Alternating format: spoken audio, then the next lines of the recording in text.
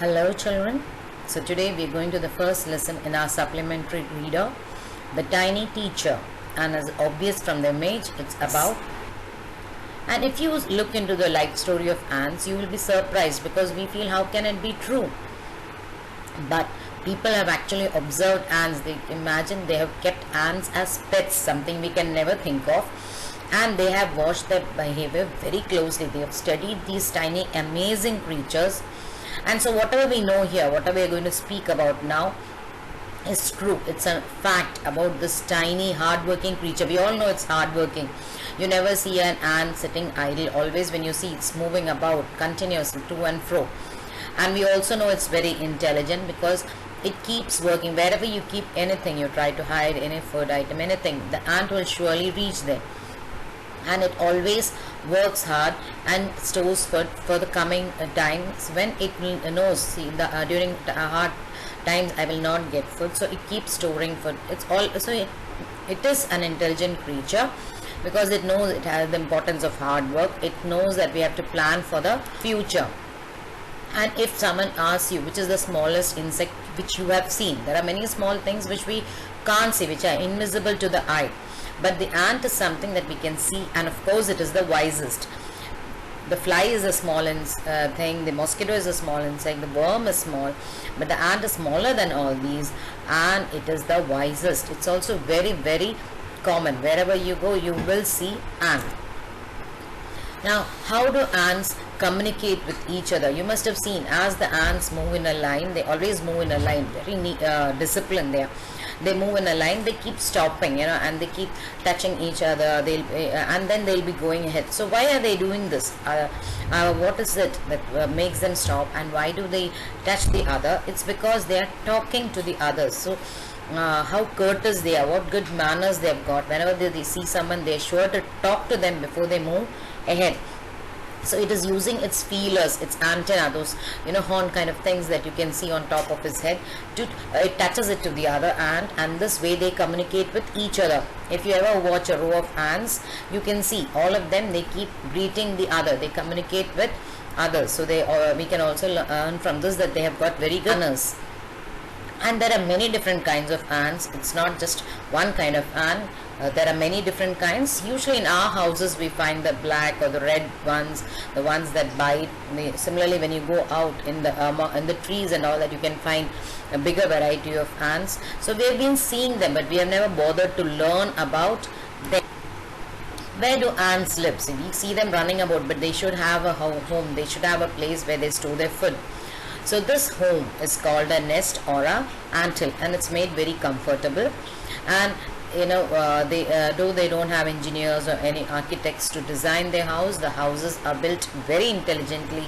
There are many rooms, there are passages between these rooms, and there are different rooms reserved for different purposes. Like in some room, the queen ant lays her eggs. So there are some rooms for the eggs to be laid. The others are nursery, where the young ones live, where they are looked after. The people who are working, they have separate quarters, and they spend most of their time searching for food. And then people also have storehouses, where whatever food is brought is kept in the storehouses. Soldiers, those who have to fight, suppose there's an anthill and enemies, probably like us, we go there near the anthill. You must have seen, if you go somewhere where there are the anthill is there, all of them will attack us, so that we'll move away from there. So these are the soldiers, and for soldiers you have separate rooms. And the worker will never go into a soldier's house. The soldier will never go searching for food. So each one knows what their job is, and they do only that, because so there's a clear division of work. One more thing that's important is, see, no one, nor a worker, nor a soldier, nor a cleaner will ever harm a grub, a little one. Okay, the small ant, the little ant is always safe. Now this is a very interesting factor, and this is something very good also, that is, no one harms the little ones. Little ones are always safe. So this is something that we should really appreciate in the ants. So the ant's life is very peaceful. Each one does his or her work without disturbing the other. And they also never fight with each other. So this is one quality we can learn from them. We should not fight with each other. We should learn to live peacefully. And the most important member, or we can say the head of the population of ants, is the queen, and the lifespan of a queen is about 15 years. Actually, the queen has a pair of wings initially, but what happens is the queen flies in order to find its mate, its partner. This flight is called the wedding flight, and this it does on a hot summer day. It leaves the nest, it goes out to meet a partner in the air, and when it comes back, it decides, I'm not going to fly anymore. It gets rid of its of its wings, and then it does nothing but lays eggs. It keeps sees that the population increases, and after some days the grubs come out. The grubs are tiny ones. The soldiers look after them, workers give them food, they clean them. They also are responsible for taking them out for airing, exercise, sunshine, because they should be healthy. And after 2 or 3 weeks, these grubs become cocoons. You know what are cocoons? You know, a whitish kind of thing. You can see butterflies and all, they have cocoons, maybe on these plants, and sometimes under the leaf you can find a whitish kind of thing inside, with some small egg kind of thing can be found. So all these, you can find these cocoons. So grubs become cocoons, and then they don't move at all, nothing. They're growing, they're lying still and growing for 3 weeks more, and then when they come out, they're perfect ants. Now they start training, because they have to survive, they have to live in this world, so they start training. And they learn either to be workers, soldiers, builders, cleaners. They have to build these ant hills, because they build so well, they plan so well. So builders, all these are required.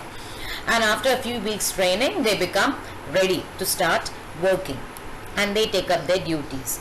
Now, when you think of an anthill, we'll think that only the anthill will be living there, but there are other creatures also, like beetles. You can see in that first image, the big black kind of thing, that is the beetle.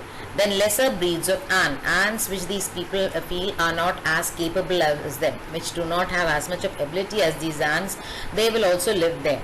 And then a green fly. You can see in the image, there's a green fly. Now, why do ants want other creatures to live with them? What is the need? Why should someone else live in their house?